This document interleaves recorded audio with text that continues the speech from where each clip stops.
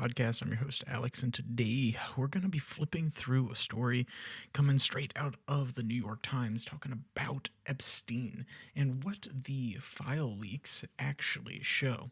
You may be thinking, well, Alex, what do you mean? We know that he has been implicating or at least his emails and his estate have been implicating so many people.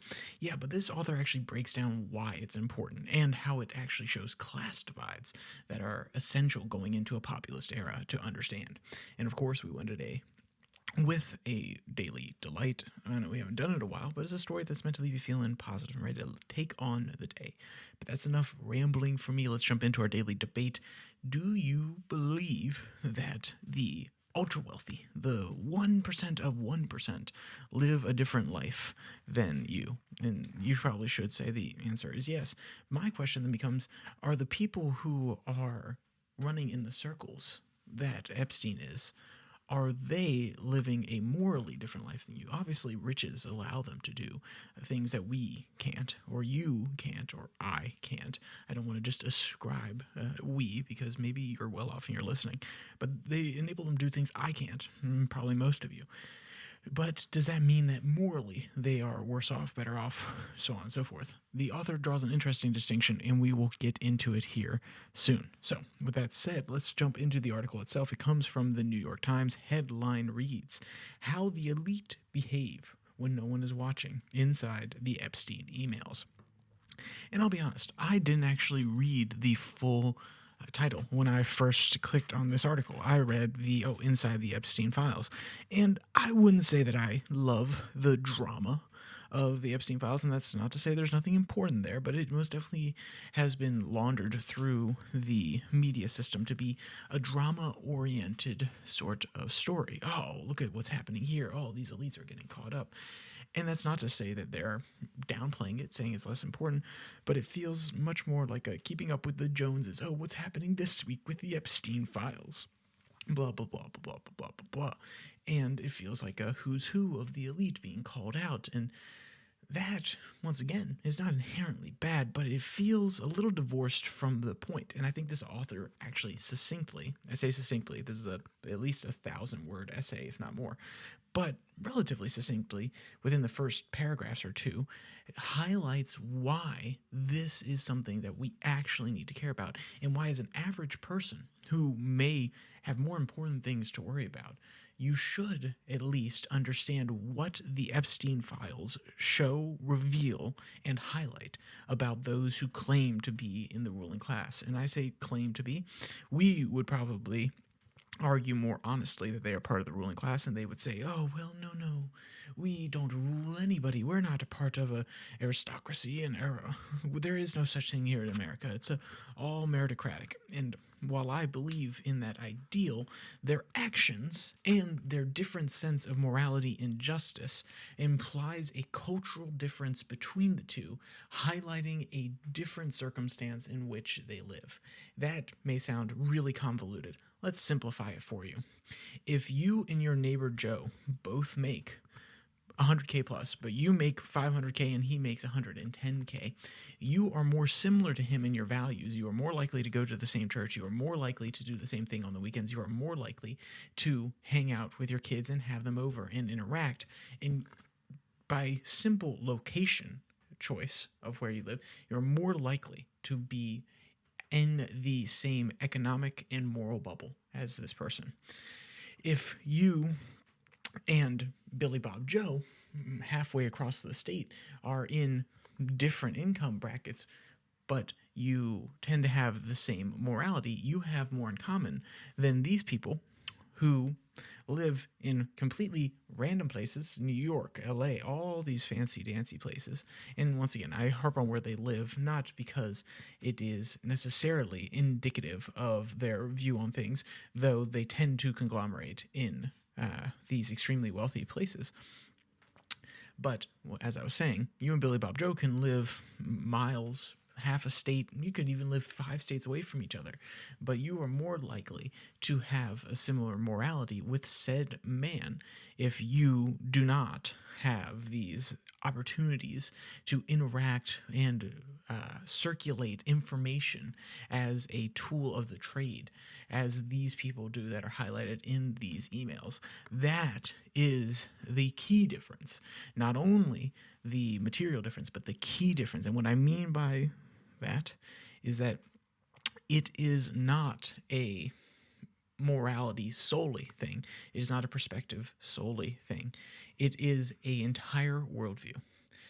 In the world, in the circles that they run in, information is just as valuable as anything else, because in these circles with the ones who are able to make decisions that can impact economies, corporations, states, so on and so forth, information, being the first to know something, the first to be told something, the first to give over a piece of information, is even more valuable than you asking your friend, hey, what's going on at your company, and having you could probably make some trades off of that information. You could make decisions and adjustments off of what you're hearing. Oh, well, there's a huge corporate restructure.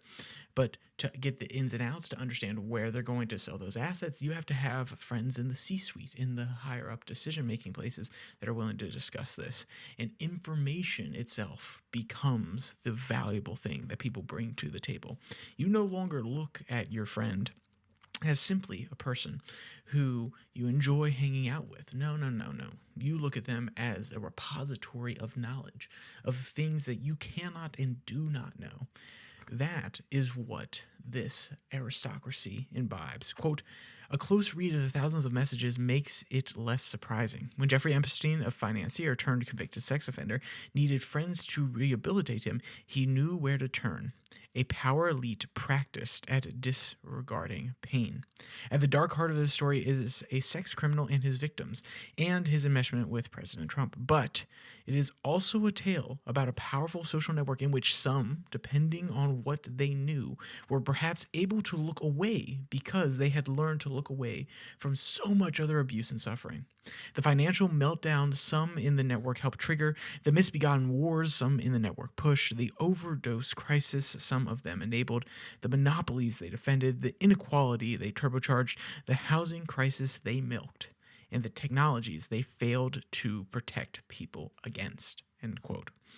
That's a powerful line. That is very well written, in my opinion.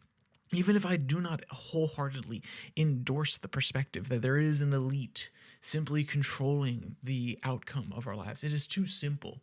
It is too simple to push off responsibility for anything, the problems within our society, and simply say that it is an elite. That does not mean that they can be forgiven. That does not mean that they cannot be held accountable for their actions and their lack thereof. Just as I believe you and I have individual agency to change our lives devoid of what these people do, they too have agency to make better choices, more compassionate, empathetic choices with their products, with their influence. And choosing not to do so seems to be a systematic tendency of these people. And once again, these people is so vague, and it points to random people that we can't do anything about it. They name a whole bunch in this article. I want you to go read the entire thing. But I don't want to just point out a class, and I don't just want to call out one or two people either, mainly because it will do very less. It will do very little to improve the situation. What will improve the situation is understanding the alacrity and the lack of care for which these people have for you and your family, for you and those around you, and use it to your advantage. You may be saying, whoa, Alex, what do you mean? I do not want you to become heartless on the path towards success. Though, if you notice the way that they operate in this game, they operate with a lack of compassion, a world in which the perceived connectivity and ties to any given place and the empathy that you show for those places and people seem to be a weakness. And that is inherently amoral. You should be connected. You should care. But Understanding that will be the first step into a society, an upper echelon that you won't quite understand at first, but at least you can cosplay. And when you can cosplay it, you can go in and be effective in it. When you can go in and be effective in it, you can change it, you can dismantle it, you can call these people out. I'm not saying infiltrate the elite. You and I are never going to be that. You and I will never be able to truly be of the elite. And I'm not saying it's not possible. I'm saying that statistically it is very unlikely. But you can walk into these circles if you choose to button down, if you choose to be a stellar individual in your field. You have the opportunity to step up, meet them, join their conversations, and plant the seeds of doubt. Also get the information yourself and possibly take advantage. And then you take advantage and you take those rewards back to the people that matter to you. You do not let it be soul sucking. You do not get obsessed with it. Now, maybe this is terrible advice. Fair enough. Maybe I'm absolutely crazy. Fair enough. But the only way that I think you can truly understand my frustration and some of the things that I've said throughout, which is a terrible job on my part for explaining, is to go read the article. So if you have a New York Times subscription, please go read it. Once again, it is long, but you'll be able to get through it.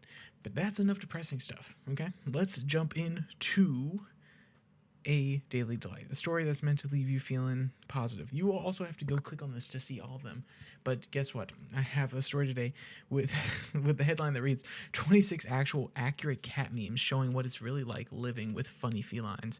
I don't actually own a cat, though I have lived with a cat previously, and some of these are absolutely accurate. One of them is the first one that pops up is a cat with sunglasses. If you ever need nothing, I'm always here, which low-key, very, very true. So if you want to read either this article, The Daily Delight, leave with a smile on your face, or the previous article, it'll be linked in the description below, that like and subscribe button. Also down there, you can find the podcast on Spotify, Pocket Cast, Podvine, as well as the Twitter handle at your DailyFlip, where I post links to these episodes on Monday, Wednesday, Friday, and 6 and 6, our international segment that covers 6 stories from around the world in 6 minutes or less on Tuesday and Thursday. If that was all too fast for you, rewind and put it on half speed. So with all that said, there's only one more thing to say. Stay safe. Don't die.